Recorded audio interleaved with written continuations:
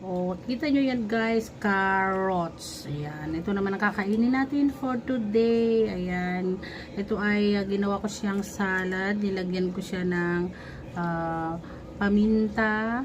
Nilagyan ko siya ng toyo. Tapos suka at asukal. Pero hindi ko pa siya nilalagyan ng sibuyas. Ayan.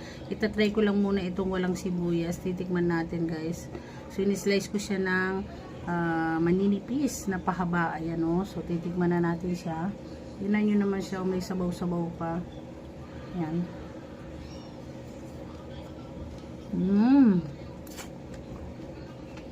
Sarap.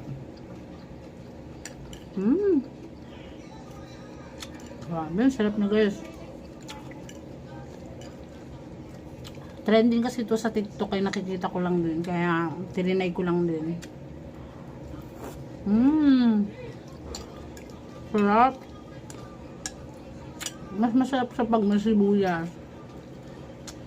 Naubusan ako ng sibuyas. Sarap. Panlutong niya. Maninipis lang ang slice para hindi siya matigas. Nguyain. Ito maninipis lang kaya malambot siyang nguyain. Ang sarap, para siyang ano, para siyang binuro na papaya.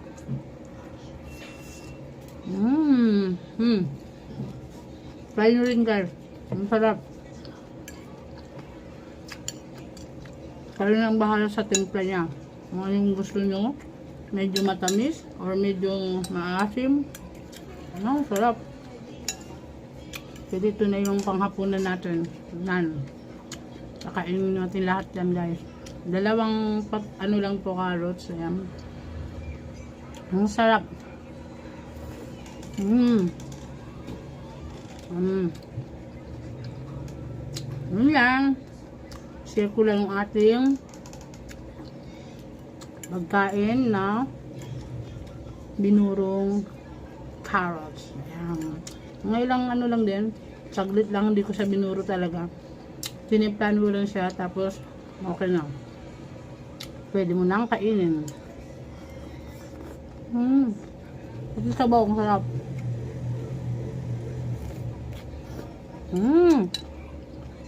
Ang sarap guys, try nyo na. Pwede ito sa mga nagda-diet. Ayaw kumain ng rice. Yan. Ito lang sapat na.